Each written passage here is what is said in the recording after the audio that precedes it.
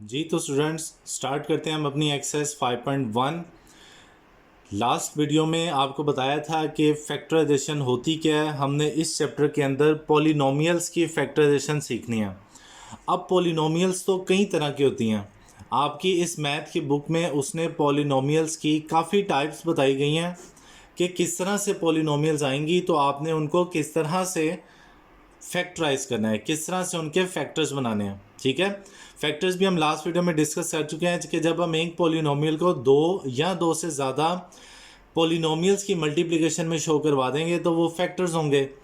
तो पॉलिनोमियल की हम वन बाय वन टाइप सीखेंगे कि किस तरह की टाइप को किस तरह से फैक्टराइज करना है। ठीक है, अब उसकी पहली टाइप नंबर 1 ये आपके सामने लिखी है। मैं आपको बता देता हूँ कि इस टाइप की पहचान क्या है। स्टूडेंट्स, इस टाइप की पहचान है कि हमारे पास जो पॉलिनोमियल दी गई होगी, हमें उस पॉलिनोमियल की तमाम टर्म्स में एक नंबर कॉमन नज़र आएगा हर टर्म में। जैसे देखें, तीनों टर्म में के लिखा हुआ है, तो आपको जब किसी पॉलिनोमियल की तमाम टर्म्स में कोई नंबर कॉमन नज़र आएगा तो आपने उस नंबर को कॉमन निकाल लेना है। जो सेम नंबर नज़र आएगा उसको कॉमन निकालना है, और बाकी पॉलिनोमियल ब्रैकेट के अंदर आ जाएगी। इस तरह से इस पॉलिनोमियल के दो फैक्टर्स बन जाएंगे। ठीक है, दो एक्सप्रेशंस की मल्टीप्लिकेशन। और पॉलिनोमियल का ये पहला असूल भी आप अपने जहन में रख लें कि जब भी आपको फैक्टर्स का क्वेश्चन आएगा, आपने सबसे पहले यही देखा करना है कि क्या कोई ऐसा नंबर है जो तमाम टर्म्स में कॉमन है। अगर वो कॉमन होगा तो पहले उसको कॉमन निकालना है। ठीक है, इस पॉइंट को आपने याद रखना है। अब क्वेश्चन नंबर 1 है फैक्टराइज। देखिए, पूरी 5.1 और पूरी 5.2 का क्वेश्चन यही होगा, फैक्टराइज। सिर्फ फैक्टर्स लिखा होगा, हमने को खुद पहचानना है कि कौन सी टाइप आई है और उसको किस तरह से हमने फैक्टर्स बनाने हैं। तो अब ये जो टाइप 1 है, क्वेश्चन नंबर 1 इसी टाइप पे बना हुआ है। देखें, ये पॉलिनोमियल है, इसके फैक्टर्स बनाने हैं। हमने सबसे पहले देखना है क्या कोई ऐसा नंबर है जो तमाम टर्म्स में कॉमन हो। हाँ जी, बिल्कुल है। देखें, इसमें 2ab फर्स्ट टर्म में भी है, 2ab सेकेंड टर्म में भी। आप कहेंगे तो 4 लिखा हुआ है, बिल्कुल 4 है। 4 होता है ना, 2 2 सा 4, तो इसका मतलब 2 तो है ना, 2ab, और इसमें भी 2ab। जो एक्सप्रेशन कॉमन है, जो फैक्टर कॉमन है, आपने उसको ब्रैकेट के बाहर निकाल लेना है, 2ab। और 2ab के बाद जो बच रहा है c, यहाँ पे 2ab निकला तो बचा 2x, यहाँ से 2ab निकला तो बचा d। दे जी, ये इसके फैक्टर्स बन गए। ठीक है, नेक्स्ट एक्सप्रेशन है, क्या इसमें कोई ऐसा नंबर जो कि तीनों में कॉमन हो। हाँ जी, बिल्कुल है। देखें, y वन टाइम तीनों में है। फिर 9 जो है, 9 होता है 3 3 ज़ा 9, 12 होता है 4 3 ज़ा 12, 18 होता है 6 3 ज़ा 18। ये इनके फैक्टर्स हैं। तो 3y तो तीनों में आ रहा है, हम तीनों में से 3y कॉमन निकाल लेंगे। यहाँ से 3y निकला तो इधर बचा 3x, यहाँ से 3y निकला तो बचा 4x², और यहाँ से 3y निकला तो बचा 6y। ठीक है, और कोई ऐसा नंबर नहीं जो यहाँ से कॉमन निकल रहा हो। ये इसका आंसर है। थर्ड क्वेश्चन है, क्या कुछ कॉमन निकल रहा है। हाँ जी, निकल रहा है। 3 भी तीनों में है, 1 टाइम x भी तीनों में है, 1 टाइम नहीं, y तीनों में नहीं है, y इसमें नहीं है, तो 3x दोनों में है। एक और यहाँ पे मैं आपको फैक्टराइजेशन का या कॉमन निकालने का रूल बताता चलूँ कि जब कभी पहली टर्म नेगेटिव की होगी ना, तो आपने माइनस भी साथ ही कॉमन निकाला करना है। तो अब यहाँ पे हम सिर्फ 3x नहीं, -3x कॉमन निकालेंगे। जब हम माइनस कॉमन निकालते हैं तो अंदर वाली हर टर्म का साइन चेंज हो जाता है। ये माइनस है, प्लस हो जाएगा, 3x निकल गया तो इधर बचा xy। ये माइनस है, प्लस हो जाएगा, 3x निकल गया तो पीछे बचा 1। ये प्लस है, माइनस हो जाएगा, 3x निकल गया तो बचा 3y²। ये इसका आंसर है। ठीक है, तो पहली टर्म जब माइनस की होगी तो माइनस भी साथ ही कॉमन निकालना। अब इसमें देखें, इसमें a 1 टाइम है, b² का मतलब है कि b 2 टाइम्स है, c³ का मतलब है कि c 3 टाइम्स है, इसी तरह a² a 2 times, b 3 times and so on. तो क्या है जो तीनों में है, ये 5 है, 10 होता है 5 2 ज़ा 10, और 20 होता है 5 4 ज़ा 20। तो 5 हमें तीनों में नज़र आ रहा है, 1 टाइम a तीनों में है, 1 टाइम b तीनों में है, और 1 टाइम c तीनों में है। तो 5ab c तीनों से कॉमन निकल आएगा। यहाँ से जब 5abc निकला तो इधर बचा bc²। यहाँ से जब 5abc निकला तो इधर बचा 2ab², c ख़त्म हो गया, सॉरी। यहाँ से जब 5abc निकला तो इधर बचा 4a², b निकल गया, और ये बचा c। ये इसका आंसर है। ठीक है जी, तो ये नेक्स्ट क्वेश्चन है पहले आप इस क्वेश्चन को समझें कि इसमें है क्या। ये तो पता चल गया कि कॉमन निकालना जो सेम होगा। तो अब यहाँ पे आप देखें कि इसमें टर्म्स कितनी हैं, टर्म्स में से कॉमन निकालना होता है ना। तो देखें इसमें अभी 2 टर्म्स हैं, स्टूडेंट समझ जाएंगे, पता नहीं 3 या 4 टर्म्स हैं। ये 2 टर्म्स हैं, ये फर्स्ट टर्म ये है जिसको मैं अंडरलाइन कर रहा हूँ, दूसरी टर्म ये है, और दोनों के दरमियान में माइनस है। तो इसमें स्टूडेंट्स 2 टर्म्स हैं, ठीक है। हम देखेंगे कि दोनों में कॉमन क्या है। x माइनस वाई तो कॉमन है, नज़र भी आ रहा है। x माइनस वाई से बाहर 3 और 7 तो कॉमन कुछ नहीं है। ये एक्स क्यूब है, ये एक्स स्क्वायर है, यानी कि एक्स स्क्वायर 2 टाइम्स एक्स दोनों में है। ये वाई 1 है, वाई स्क्वायर यानी कि 1 टाइम वाई दोनों में है। तो हम इसमें से कॉमन निकालेंगे एक्स स्क्वायर वाई और एक्स माइनस 3y। ये सारी एक्सप्रेशन इन दोनों में से कॉमन निकल आएगी। जब कॉमन निकली तो यहाँ से एक्स स्क्वायर वाई निकल गया, तो इधर बचा 3x, यहाँ से एक्स स्क्वायर वाई और ये सारा निकल गया तो बचा 7y। ये आंसर है, ठीक है। ये जो नेक्स्ट है 6, इसमें भी 2 टर्म्स हैं कॉमन, दोनों में कॉमन है 2x y square x square plus 5। ये एक्सप्रेशन दोनों में कॉमन है। यहाँ से 2x y स्क्वायर निकला तो बचा y, यहाँ से 2x y स्क्वायर निकला तो बचा 4। ये हमारा आंसर है, ठीक है जी। नेक्स्ट है जी student type number 2। Type number 1 ये है कि अगर एक्सप्रेशन के तमाम टर्म्स में कुछ कॉमन होगा तो उसे कॉमन निकाल लेना है। अब टाइप 2 की पहचान ये है कि इसके कोई ऐसा नंबर तो नहीं मिलेगा कि जो सब में कॉमन हो, लेकिन इसमें 4 टर्म्स नज़र आएंगी आपको, और उन 4 टर्म्स की ख़ास बात ये होगी कि पहली 2 टर्म्स में एक नंबर कॉमन होगा, आपने उसको कॉमन निकाल लेना, और नेक्स्ट 2 टर्म्स में एक नंबर कॉमन होगा, आपने उसको भी कॉमन निकाल लेना।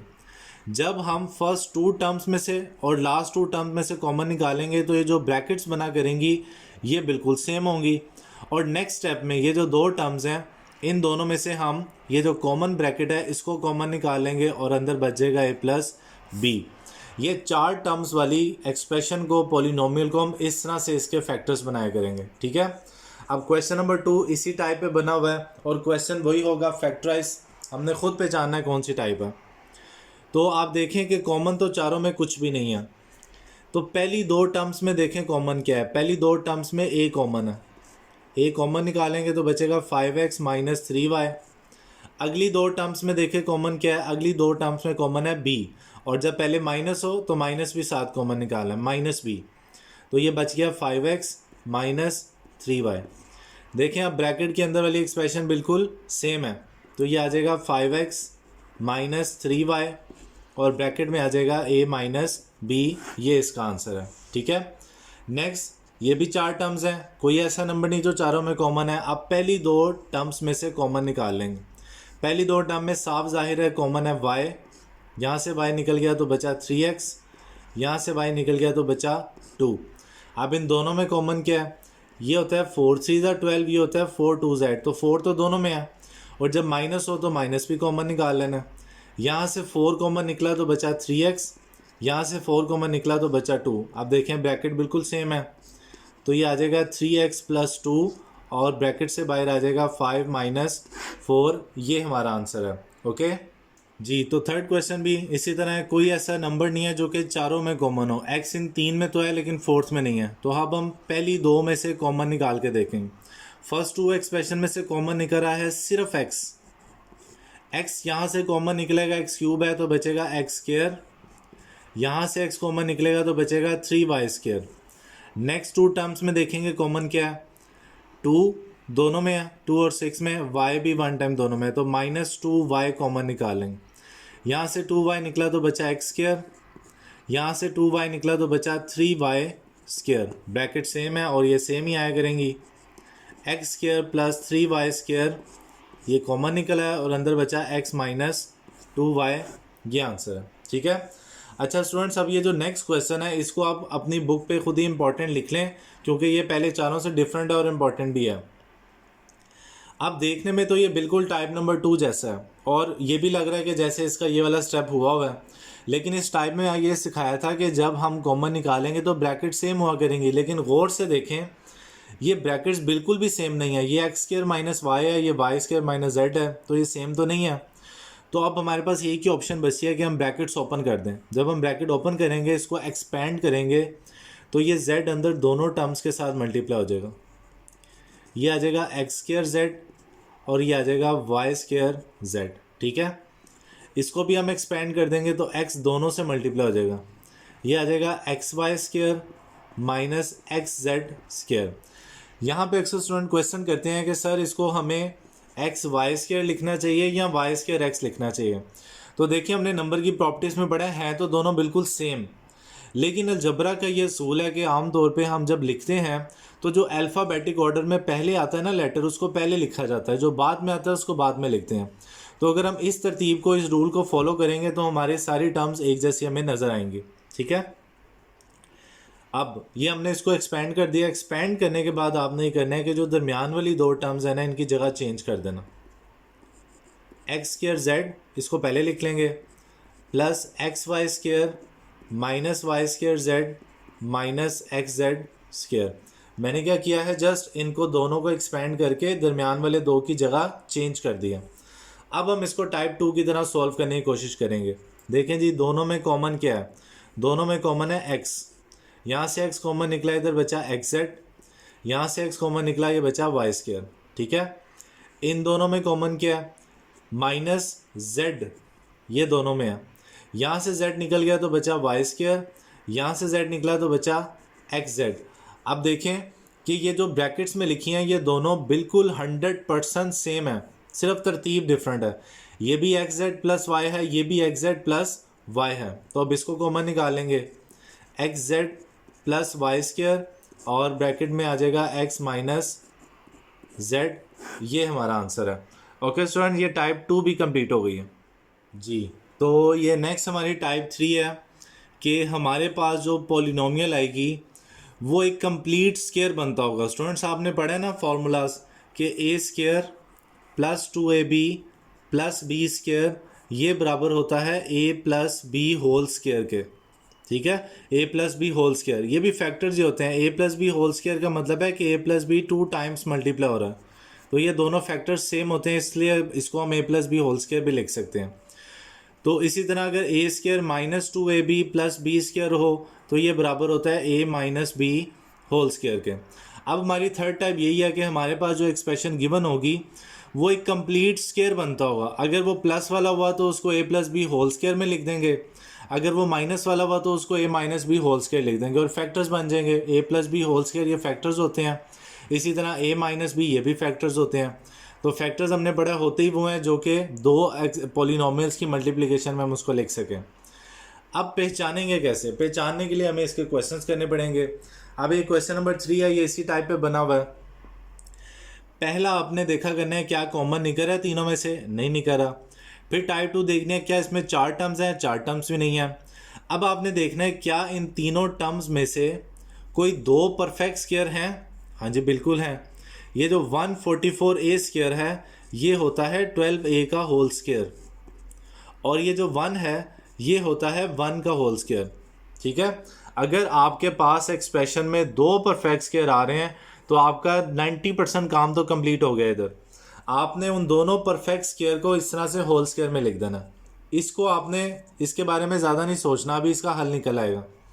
आपने लिखना है प्लस, यहाँ पे प्लस होगा तो प्लस लिख देना, 2 ब्रैकेट और ब्रैकेट। ये जो पहली ब्रैकेट है यहाँ पे आप ये 12a लिख देना, ये जो दूसरी ब्रैकेट है यहाँ पे आपने 1 लिख देना। लिख दोगे, देख के लिखना है। लिखने के बाद आपने इस पूरी टर्म को मल्टीप्लाई करके देखना है क्या ये 24a बन रहा है। अगर बन रहा है तो इसका मतलब ये स्क्वायर कंप्लीट हो रहा है। और इसमें ये जो पहली टर्म है ये ऐसी है जैसे हमारे लिए a है, a स्क्वायर, ये ऐसी है जैसे हमारे लिए b है, b स्क्वायर, और ये दरमियान में प्लस 2ab बनाया हमने।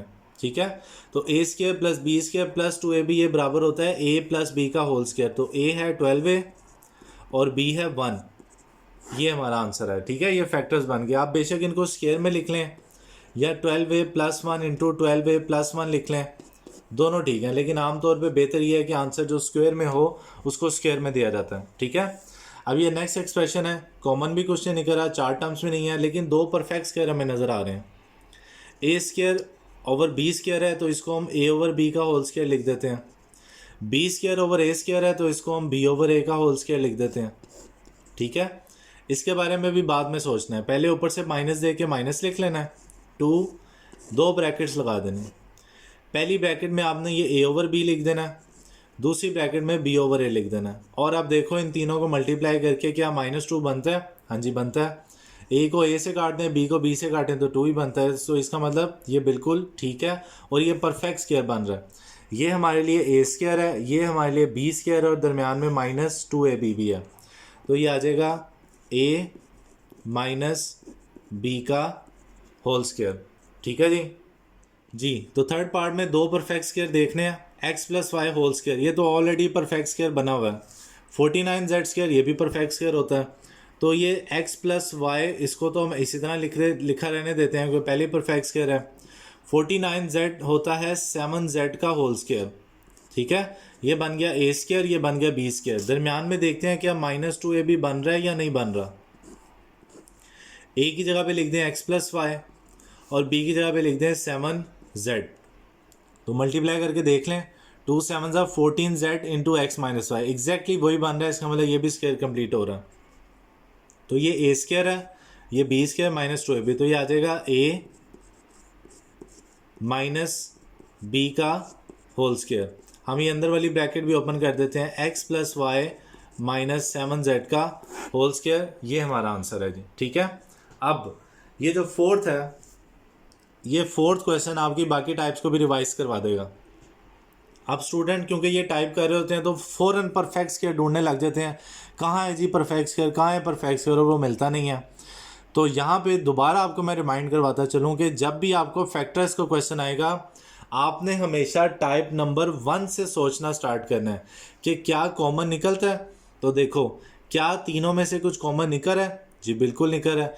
3 तीनों में से कॉमन निकल रहा है। यहाँ से 3 कॉमन निकालेंगे तो 3 4 12 होता है, ये बच जाएगा 4x²। यहाँ से 3 कॉमन निकालेंगे तो ये आएगा 12x। यहाँ से 3 कॉमन निकालेंगे तो ये आ जाएगा 9। और देखें कॉमन निकालते ही हमें अपनी टाइप 3 नज़र आ गई, 2 परफेक्ट स्क्वायर नज़र आ गए, 4x² और 9। अब इसको सॉल्व कर लेंगे, 3 ऐसे ही आता रहेगा। 4x² को लिख लेंगे 2x का स्क्वायर, 9 को लिख लेंगे 3 का स्क्वायर, और दरम्यान में -2a और b। a की जगह पे 2x, b की जगह पे 3। 2 2 4, 4 3 12, ये 12x ही बन रहा है। a² + b² -2ab, ये आ गया जी a माइनस b का होल स्क्वायर। ये हमारा आंसर है। ओके स्टूडेंट्स, ये हमने टाइप 1 की पॉलिनोमियल, टाइप 2 की पॉलिनोमियल और टाइप 3 की पॉलिनोमियल्स को किस तरह से फैक्टराइज करना है, ये सीखा इस वीडियो में। नेक्स्ट वीडियो में इंशाल्लाह हम इससे जो फर्दर टाइप्स हैं उसको फैक्टराइज करना सीखेंगे। ओके।